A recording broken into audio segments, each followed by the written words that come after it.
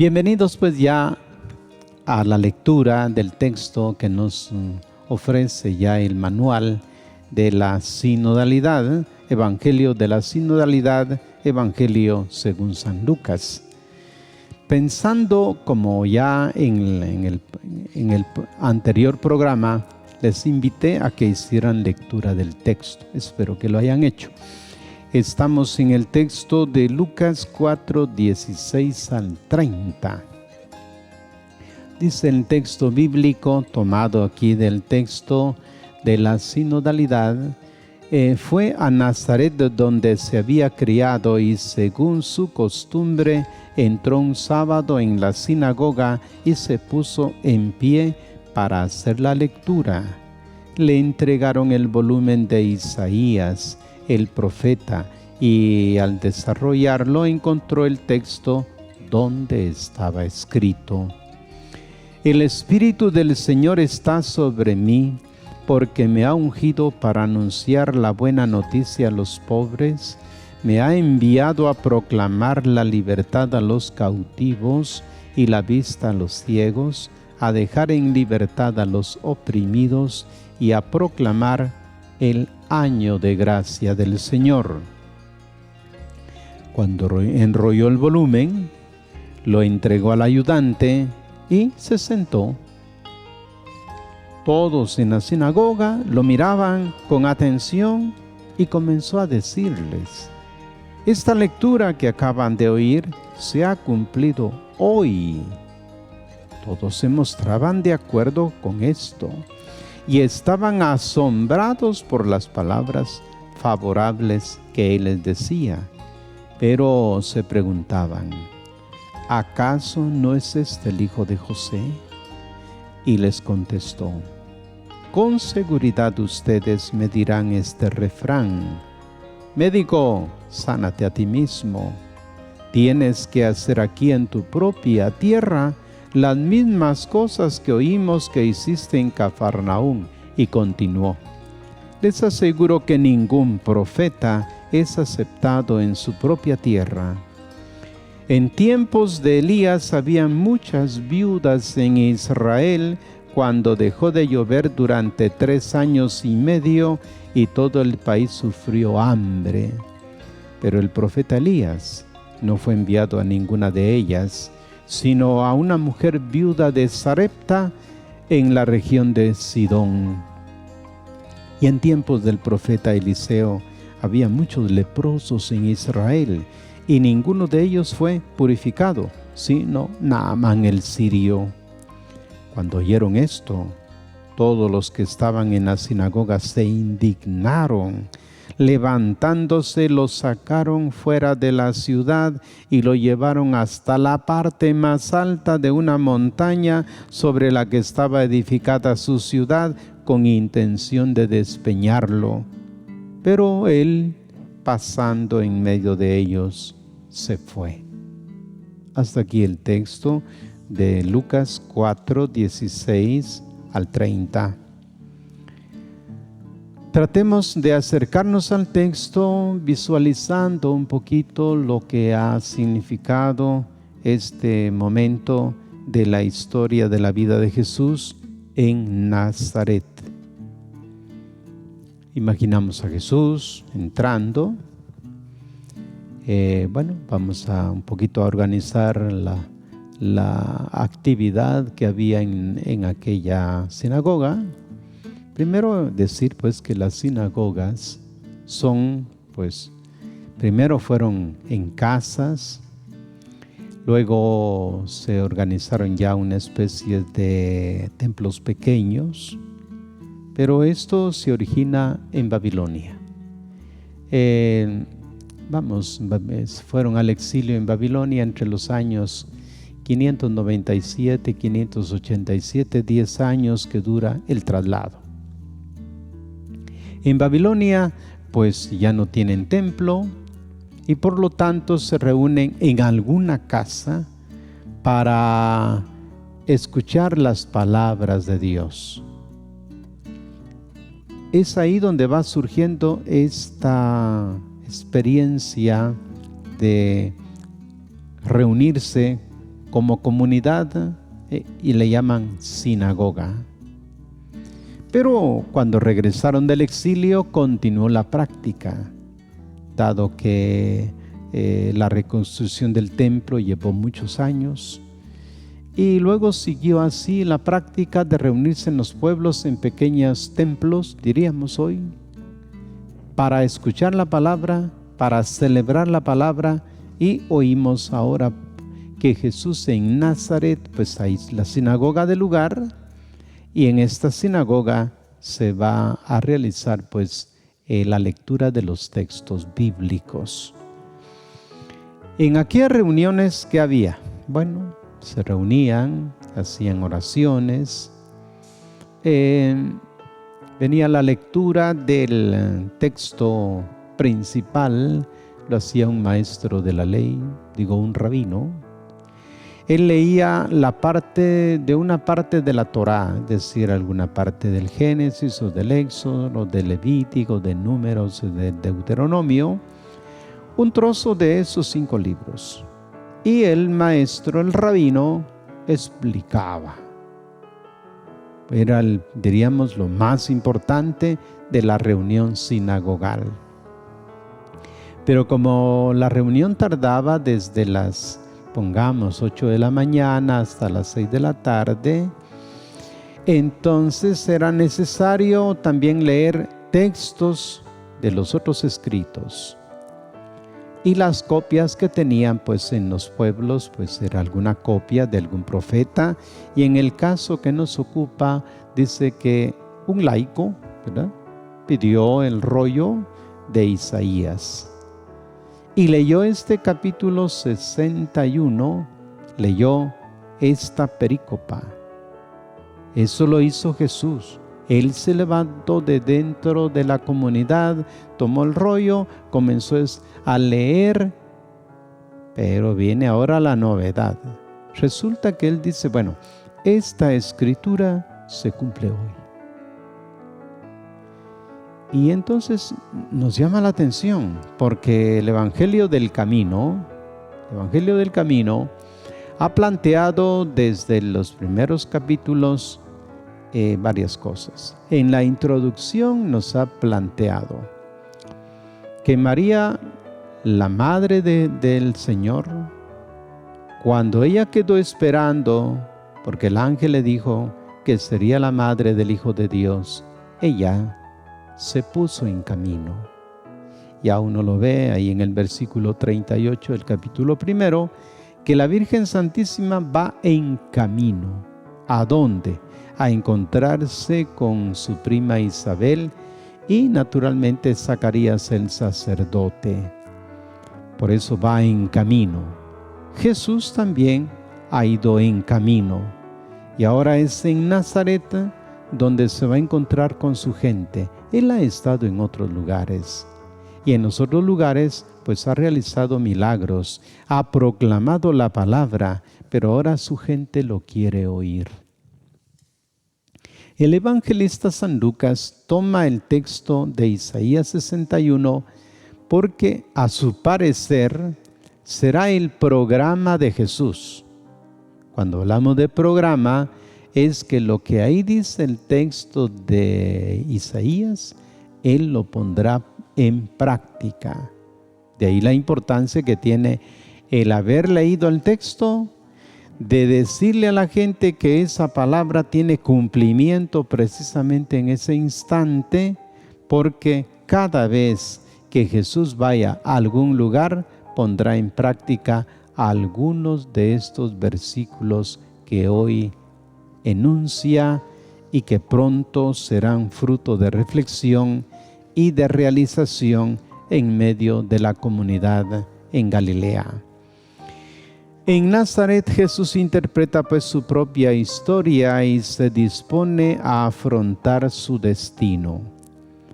El famoso relato en que Jesús aparece proclamando la palabra en la sinagoga de Nazaret constituye en el Evangelio según San Lucas la primera vez en que Jesús se presenta públicamente afirmando que ha sido enviado, así como el en el sentido y orientación de su envío, dice, ha sido enviado a los pobres, a los cautivos, a los ciegos y a los oprimidos.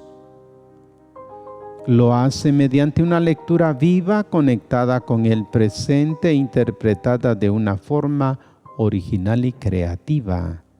Hoy, en presencia de ustedes, se ha cumplido este pasaje de la Escritura. Fijémonos bien en las palabras que aquí tenemos escritas. Dice que Jesús ha sido enviado. ¿Quién lo envió? En el misterio de la Santísima Trinidad, Dios Padre, origen sin principio, decimos el inacible, es decir, aquel que nadie ha visto. El Padre ha enviado al Hijo. El Padre nunca es enviado. El Padre nadie lo ha visto.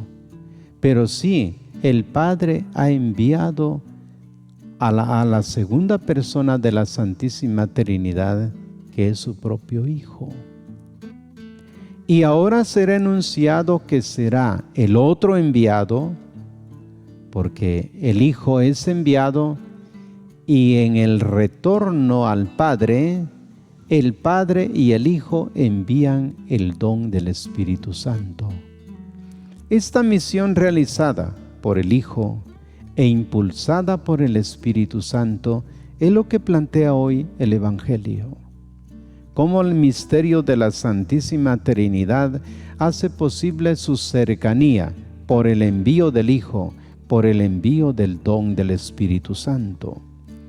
Ahora, ¿a quiénes viene la dedicatoria? Dice que Él ha sido enviado naturalmente a los pobres, a los cautivos, a los ciegos y oprimidos.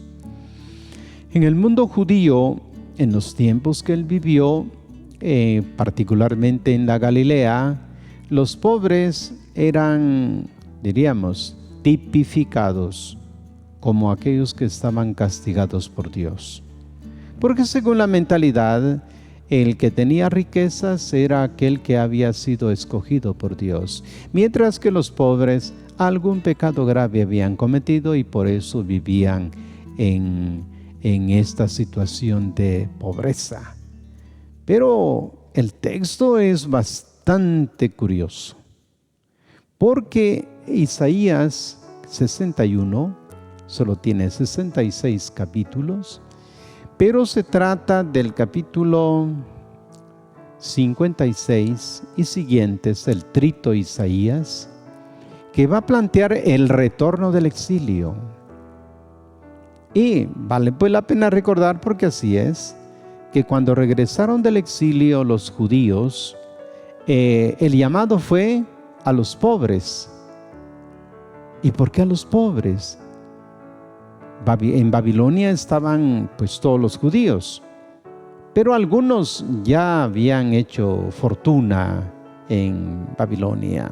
El judío por naturaleza donde está hace dinero, y esta no fue la excepción. Estando en Babilonia, algunos pues se adquirieron alguna fortuna. Cuando Esdras y Nehemías convocan para el regreso, les dicen, bueno, el que quiera ir a reconstruir la ciudad de Jerusalén, Ciro el Grande nos da la oportunidad de regresar a nuestra tierra, pero regresaremos con pocas cosas, porque iremos a lo largo del desierto. Los ricos acomodados dijeron, no, ¿dónde vamos a dejar la riqueza? ¿Cómo vamos a dejarla? Pero otros sí, aún teniendo riqueza, dijeron, la tierra de nuestros padres las vamos a recuperar. A estos se les llamó los Anab, los Anahuim, es decir, aquellos que tenían la esperanza puesta en el Mesías, que el Mesías los iba a impulsar a hacer nuevas todas las cosas. Por eso los pobres, los Anab, que se citan aquí en este texto son hombres y mujeres con una esperanza bárbara de que venga el Mesías y que restaure todas las cosas. Por eso se dice que ha sido enviado a los pobres. Siempre pensamos, pues naturalmente, la pobreza material, pero aquí entra todo tipo de pobreza. Engarzando con lo que más adelante va a plantear Lucas, dirá que son bienaventurados los pobres. ¿Por qué? Por este llamado. Lo segundo es que también llama a los cautivos. Lo tuvo allá en Babilonia, los que estaban cautivos y fueron liberados. Y también en el tiempo de Jesús existirán personas cautivas que viene Él a liberar. A los ciegos y oprimidos.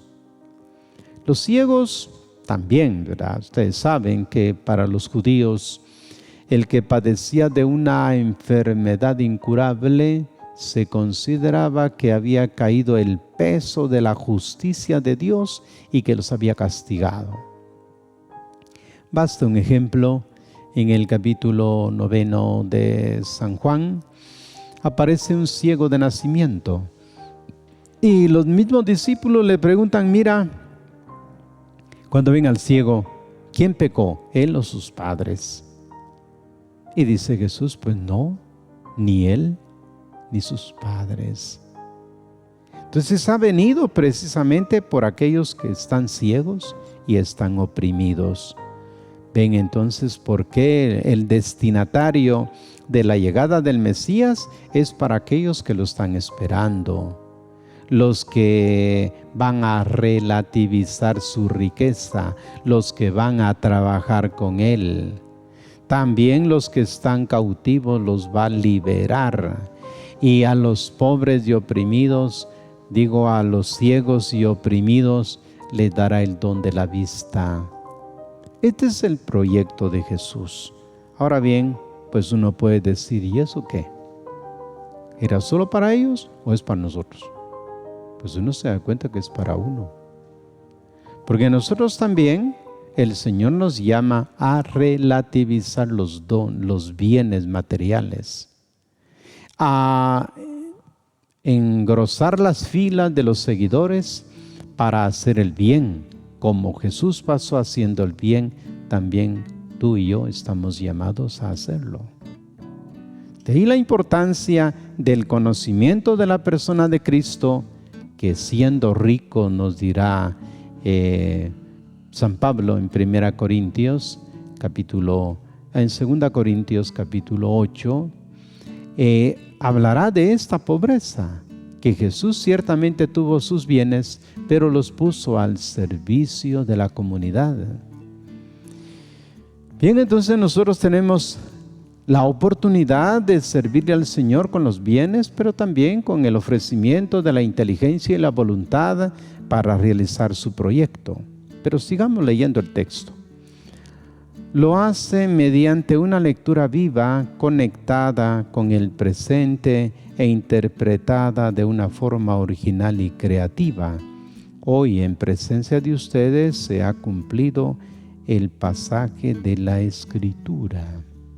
Pues es una llamada a hacer siempre viva la palabra de Dios. Cuando usted está leyendo un texto de la palabra, sienta que esa palabra está viva. No está en la tinta del papel. La palabra es vital, tiene vitalidad, y por lo tanto, cuando usted lea, cuando usted pronuncie las palabras de Dios, esa pronunciación se hace vida en el que la proclama y se hace vida en el oyente, porque así comenzó la lectura de Jesús, una lectura viva. El problema es que a veces nosotros no estamos, como que no hemos asimilado, no hemos asumido el texto bíblico y no lo proclamamos con tal soltura, con tal vivacidad.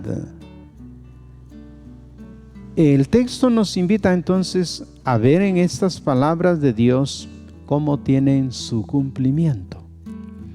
Ahora que estamos en OCEPAF, vamos dialogando cómo se ponen en práctica estas palabras. Seguramente saldrá de las lecturas que hacemos pues siempre y que son proclamadas en el ambón. ¿Por qué? Porque Jesús, un laico, se levantó y tomó el texto de Isaías y lo proclamó. Muchos de ustedes han de ser lectores y también se levantan de dentro de la asamblea y se orientan hacia el ambón para proclamar la palabra. Porque el laico como tal pues es consciente de que es parte del pueblo de Dios, que está dentro de la asamblea y que de ahí es llamado para proclamar la palabra como lo hizo Jesús. De manera que también nosotros pues haciendo las lecturas de la palabra y luego también para aquellos que hacen celebraciones de la palabra la hacen en el cumplimiento de la vida ordinaria. Así que la originalidad de esta forma de leer e interpretar la Escritura radica en integrar las Escrituras antiguas en su propia palabra, obras y testimonio mediante una citación explícita de un trozo del pasaje de Isaías 61, 1 al 11, al tiempo que refiere explícitamente los cánticos del siervo sufriente, capítulos 42, 1 al 4, y alude intencionalmente a los profetas Elías, el episodio de la viuda en Sarepta y Eliseo, en 2 de Reyes 5, 1 al 27, el episodio de Naamán el sirio. Esto es lo que cuando Jesús habla de la aplicación de la palabra, cuando escucha que la gente no está de acuerdo con él, cuando le piden que haga milagros, él dirá, bueno, fíjense ustedes, aquí no voy a hacer milagros. ¿Por qué? Porque ustedes no me han aceptado como profeta. Y es una de las dificultades que se van a tener en esta línea, porque la gente comenzará a criticar a que Jesús es de aquel lugar. Van a decir, ¿y acaso no es el hijo de María, pues? ¿Al hijo de José, si aquí lo conocemos? Y van a menospreciar al profeta. Por eso él dirá que ningún profeta es valorado, apreciado en su propia tierra. Él es profeta y lo seguirá haciendo, lo acepten o lo rechacen. Su papel de profeta lo llevará, pero la gente dice, lo menosprecia porque lo conoce. Y estas dificultades también las encontramos en el tiempo presente. Normalmente estamos buscando predicadores desconocidos para que nos traigan el mensaje, o traer personajes excepcionales de otros países para que nos comuniquen la palabra. Pero los de nuestra propia tierra dicen, este está el fulano, yo lo conozco, ya, ¿para qué oírle a él? Y dice Jesús, solo en su tierra desprecian a un profeta. Así que invitados siempre a mantenerse en la perspectiva, vayan leyendo su manual, dice el Evangelio de la Sinodalidad, el Evangelio según San Lucas. En la próxima oportunidad leeremos el siguiente trozo y le iremos explicando. Así que gracias por su atención y no será sino hasta dentro de 8 días que continuaremos con nuestra lectura y explicación de este texto.